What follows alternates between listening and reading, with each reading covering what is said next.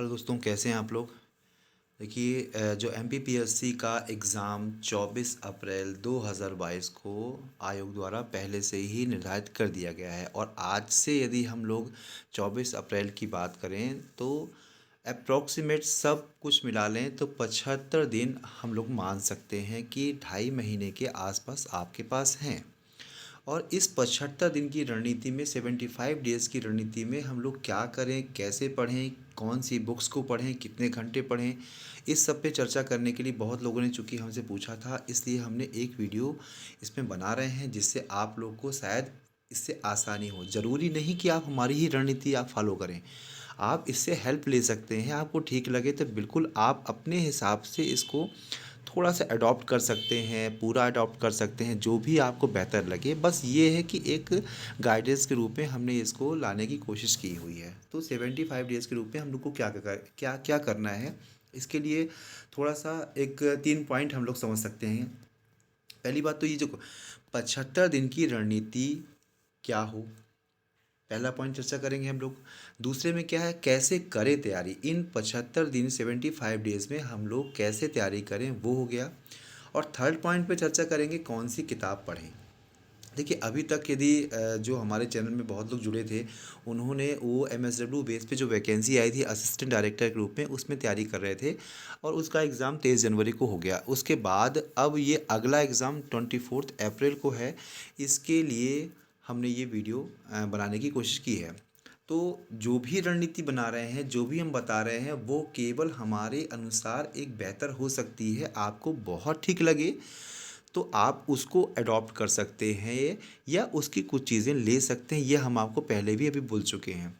चलिए, तो हर एक पॉइंट पे हम लोग विस्तार से चर्चा करते हैं और फिर जुट जाते हैं आगे के लिए। हम पूरा पूरा प्रयास करेंगे कि आगे क्या करें। हम जो 10 यूनिट है एमपीपीएससी में, उस 10 यूनिट के आधार पर हम अगले फर्स्ट वीक से, मतलब फरवरी के फर्स्ट वीक से हम वीडियोस लाने की कोशिश करेंगे इसमें।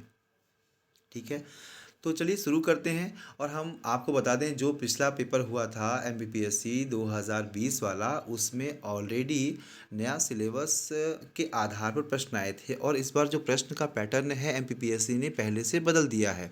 तो थोड़ा सा बेहतर कर दिया है, थोड़ा सा कॉन्सेप्ट वाले क्वेश्चंस डाल दिए हैं।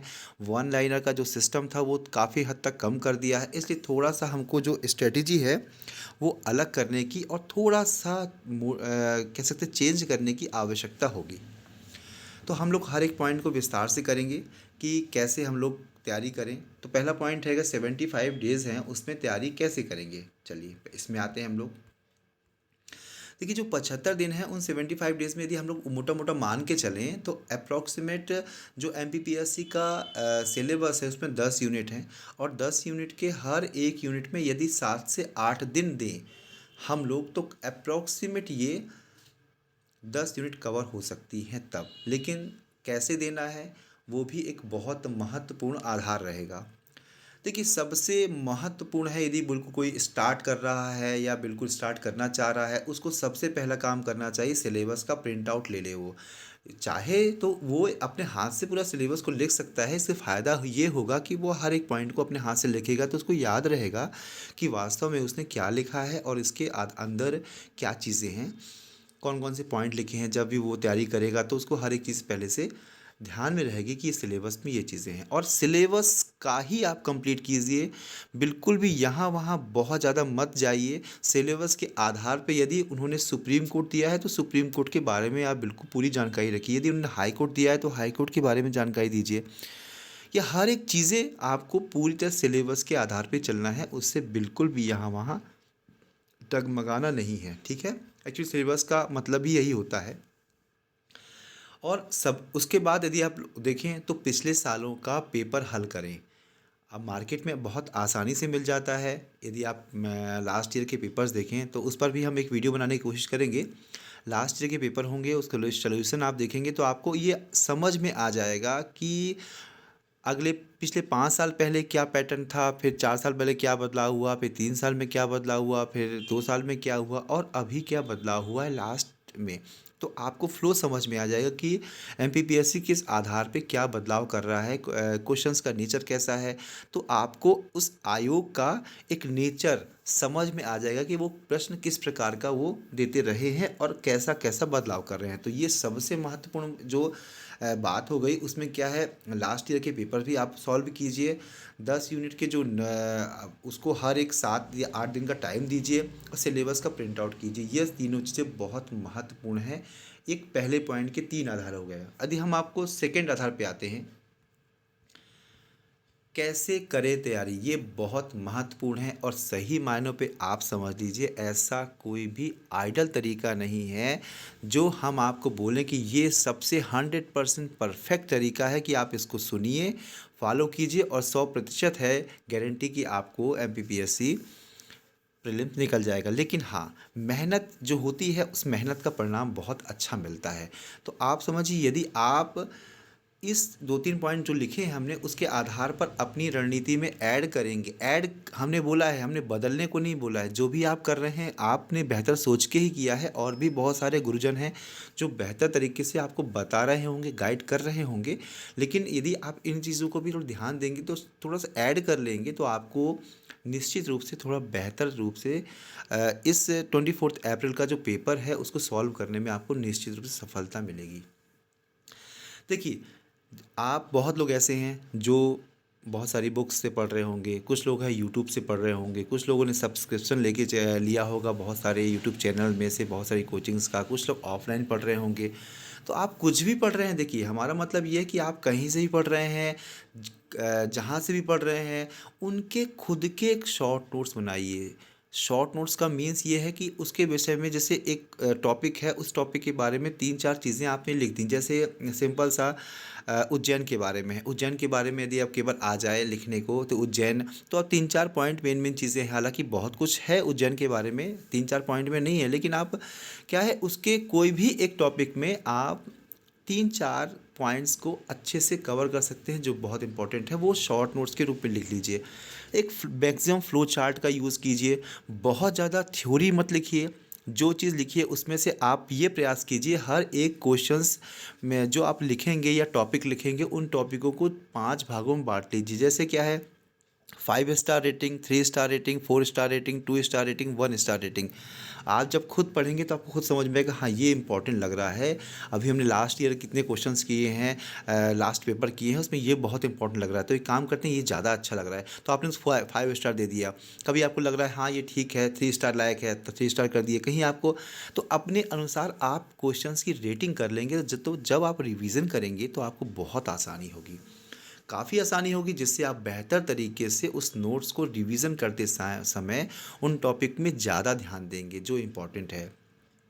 तो शॉर्ट नोट्स प्लीज़ ज़रूर बनाइए और उनको बनाने पर ही उनसे ही रिवीजन कीजिए। जिससे क्या होगा, मोटी मोटी जो किताबें होती हैं, फाइनल तौर पे जब किताबें होती हैं उस पर रिवीजन करेंगे आप, कितना भी आपने उसको हाईलाइट किया हो, कितना भी किया हो, तो उसको रिवीजन करते समय बहुत समय लगता है।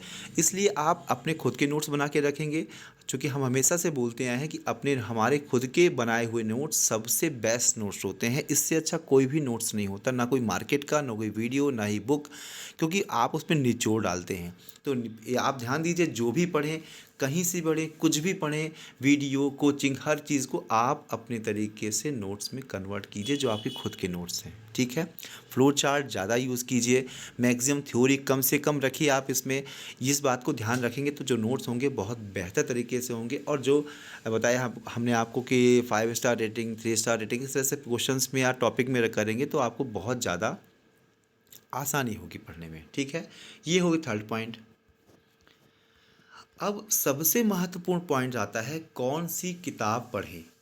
ये एक यक्ष प्रश्न की तरह हमेशा सामने आता है। इसका यदि आप जवाब देखें तो सही मायनों पे ऐसी कोई आइडियल किताब एमपी के लिए नहीं है कि हम यदि आपको सजेस्ट कर दें कि ये पढ़ लें, इससे बाहर कुछ नहीं आएगा। लेकिन हाँ, देखिए उसको आप दूसरे तरीके से बांटेंगे। जो सिलेबस है हम लोग का 10 यूनिट का, तो स्वाभाविक है 3-4 यूनिट ऐसी हैं जो विशेष तौर पे एमपी स्पेशल हैं। तो जब एमपी स्पेशल, जैसे यूनिट फर्स्ट हो गई, थर्ड हो गई, फिफ्थ हो गई, और जो करंट हो गया, तो इस तरह की आप चीज़ देखें तो उसमें आप कोई भी एक अच्छी किताब मार्केट से ले सकते हैं। जो वन लाइनर प्लीज़ मत लीजिएगा, वन लाइनर यदि आप लेंगे तो केवल आप रट पाएंगे, और आज के जो प्रश्न आ रहे हैं वो थोड़ा सा बेहतर आ रहे हैं। तो थोड़ा सा अच्छी किताब लेंगे जिसमें सब कुछ होगा। सब कुछ का मीन्स थोड़ा सा यदि आपको लगे बहुत मोटी है मैं कैसे कर पाऊँगा, नहीं बिल्कुल नहीं, वो हो जाता है। लेकिन आप थोड़ा सा डिटेल में पढ़िए, डिटेल में पढ़ेंगे तो आप बेहतर तरीके से आप उसको पढ़ पाएंगे, नोट कर पाएंगे, और उससे जुड़े हुए दूसरे प्रश्न भी आप कर पाएंगे, क्योंकि आपने देखा है पिछले बार का जो नेचर रहा है प्रश्नों का, वो थोड़ा सा ज़्यादा बेहतर रहा है। ठीक है, तो इस बात को प्लीज़ ध्यान रखिए। अच्छी कोई भी किताब लीजिए, सभी किताबें जो अब मार्केट में अच्छे प्रकाशन की आती हैं, अच्छे लेखकों की आती हैं, आप ले सकते हैं उसमें से किताब, और उसको लेंगे और उसको प्लीज़ आप स्टार्ट कीजिए। ठीक है, फिर अब देखिए सबसे बड़ी बात होती है, सेकंड पॉइंट पे आते हैं हम लोग, प्रतिदिन न्यूज़पेपर पढ़ें। न्यूज़पेपर पढ़ेंगे प्रतिदिन तो उसमें क्या होगा, बहुत से ऐसे पॉइंट होते हैं जो आपको कहीं किसी किताब में नहीं मिलेंगे। अचानक आपने को ध्यान होगा कि हाँ हमने 3 महीने पहले कुछ पढ़ा था, उसके आधार पर हम इस प्रश्न को सॉल्व कर सकते हैं। तो वो भी एक बहुत बड़ा रोल अदा करता है, क्योंकि आपने देखा हो केबीसी वगैरह में जो भी बहुत लोग जीत के जाते हैं, अक्सर क्या होता है वो हमेशा वो पढ़ते रहते हैं। देखिए रेगुलर पढ़ाई बहुत इंपॉर्टेंट होती है। एक बार में आप कोई किताब खरीद लेंगे, मान लीजिए वार्षिकी, वार्षिकी में आपने बिल्कुल रट डाला, बहुत अच्छा है, बिल्कुल सही बात है। साल भर का आपने कितने में, 15 दिन में कवर कर लिया, ये भी बहुत अच्छी चीज़ है। लेकिन आप सोचिए ना कि डेली आप पेपर पढ़ते हैं तो थोड़ा थोड़ा थोड़ा आपके दिमाग में आता है, बाद में रिवीजन करते हैं किसी भी किताब से तो आपको लगता है हाँ ये तो पढ़ा था हमने, या कोई गलत डाटा होगा तो आपको कंफर्म नहीं नहीं ये चीज़ तो नहीं होगी, क्योंकि हमने बुक में जो लिखा है और न्यूज़पेपर में जो पढ़ा है उसमें अंतर है। तो इसलिए प्लीज़ आप प्रतिदिन न्यूज़पेपर ज़रूर पढ़ें, नहीं पढ़ें बहुत डिटेल से, आप 5, 10, 15 मिनट मिनिमम पढ़ें। ज़्यादा समय हो तो और अच्छे से पढ़ें, लेकिन आप कम से कम आप बिल्कुल पढ़ेंगे तो आपको ज़रूर इसमें फ़ायदा मिलेगा। एक दो प्रश्न का ही फ़ायदा मिल गया तो आप समझ सकते हैं जब सिलेक्शन रुकता है तो 1 से 2 प्रश्न भी बहुत महत्वपूर्ण भूमिका निभाते हैं। फिर देखिए नेक्स्ट है साप्ताहिक रोजगार और निर्माण भी। देखिए मध्य प्रदेश में एक गवर्नमेंट का पेपर आता है रोजगार और निर्माण।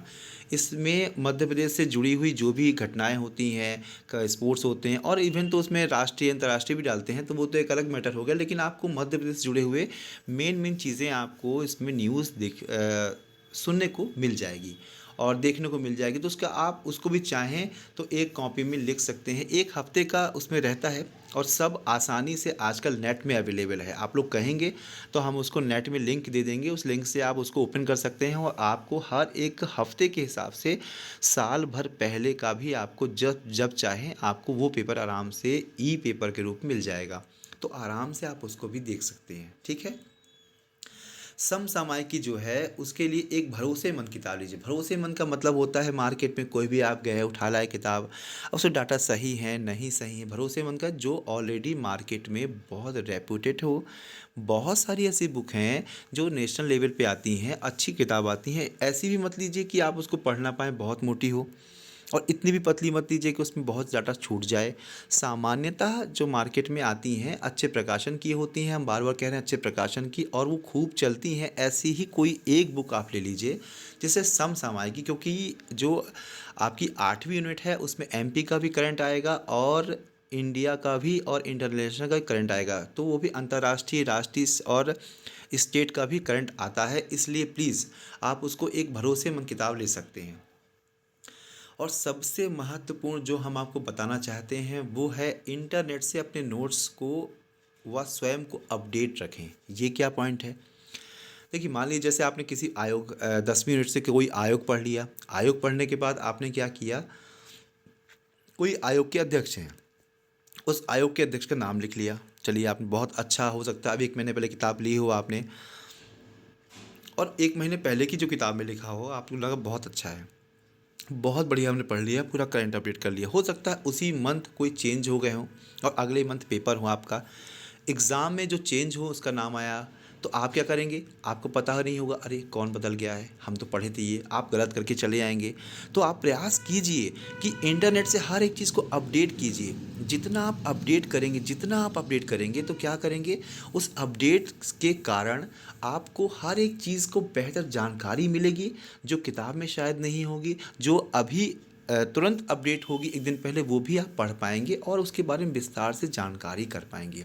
तो ये भी आज के समय में बहुत महत्वपूर्ण है। केवल किताबों के भरोसे मत रहें, आप अपने को भी श्योर कर रखें और उसको अपडेट करते रहें, अपने नोट्स को हमेशा अपडेट करते रहें। इसलिए ये जो चीज़ें हमने बताई है आपको अभी समझे बहुत इम्पॉर्टेंट है। ये एमपीपीएससी के एग्ज़ाम के लिए छोटी छोटी बातें बताई हैं, ये आप केवल एक सजेशन के रूप में अडॉप्ट कर सकते हैं। आपने बेहतर एक रणनीति बनाई होगी, निस्संदेह बेहतर बनाई होगी। आपके जो और भी गुरुजन हैं, जो मार्गदर्शक हैं, उन्होंने भी बेहतर किया होगा। आप उसके आधार पे भी आप बिल्कुल चलिए, और यदि आपको ठीक लगता है तो इसमें भी कुछ पॉइंट्स आप इसको ले सकते हैं जो हम आपको बताना चाह रहे हैं। इससे आपकी बेहतर तैयारी में से थोड़ा सा कुछ प्रतिशत और बेहतर हो जाएगा। और जो सिलेबस देखिए है, 10 यूनिट का सिलेबस है। 10 यूनिट का सिलेबस बहुत ज़्यादा है, और उसके आधार पर छोटी छोटी चीज़ें आप पढ़ेंगे। और हम आपको बार बार कह रहे हैं कि सिलेबस के पॉइंट के आधार पर पढ़िए। बिल्कुल भी आप यहाँ वहाँ मत जाइए। जितना ही आप यहाँ वहाँ जाएंगे उतना ही आपको क्या होगी, कन्फ्यूज़न होगी कि अरे हम उन्होंने ये बताया था, हम लोगों ने ये बताया था। तो आप प्लीज़ आप ध्यान दीजिए कि आप जितना भी तैयारी कीजिए सिलेबस के आधार पे कीजिए। शुरुआत की जो यूनिट फर्स्ट है, थर्ड है, फिफ्थ है और एट्थ का कुछ भाग, ये पूरा एमपी का है। सेकंड में जो है, सेकंड में भारत का इतिहास है। फोर्थ में इंडिया का इतिहास है, पूरा भारत का, इंडिया इंटरनेशनल सब मान सकते हैं उसे। पूरा इतिहास, सॉरी भूगोल है, वो पूरा भूगोल है। उसमें भारत और विश्व का भूगोल है चौथी यूनिट में। इस तरह से छठवीं यूनिट में कुछ आपका संविधान और इकोनॉमिक्स के बारे में है। सात में साइंस है। आठ में आपका समसामयिकी है। नौ में आईटी का सेक्टर है। और 10 में आयोग हैं। तो ये हम 2-3 यूनिट जो हम शुरू करेंगे करना, अभी प्रयास है कि ये फरवरी के फर्स्ट वीक से हम स्टार्ट कर देंगे। तो प्लीज़ आप उसको भी आप देख सकते हैं। और यहाँ तक कि हम एक टेस्ट सीरीज़ भी प्रयास करेंगे आने लाने के लिए। तो वो तो है, आप इस रणनीति को शुरू कीजिए और आज से ही जुट जाइए। क्योंकि यदि आपने एक दिन बाद सोचा चलो हम कल से तैयारी करें, तो वो कल कभी नहीं आता है। तो प्लीज़ आप लोग आज से शुरू कीजिए। कुछ भी आपको ऐसा लगे तो आप कमेंट्स कर सकते हैं हमको, ठीक है ना, पूछ सकते हैं। लेकिन हाँ, अपनी तैयारी को बेहतर करना है। ये आपको संकल्प लेना पड़ेगा, तभी 24 अप्रैल का एग्ज़ाम निकल पाएगा। बहुत कंपटीशन है, इसलिए हम आपसे बोल रहे हैं, ठीक है। चलिए आप लोग अच्छे से पढ़ाई कीजिए। Thank you very much. Okay.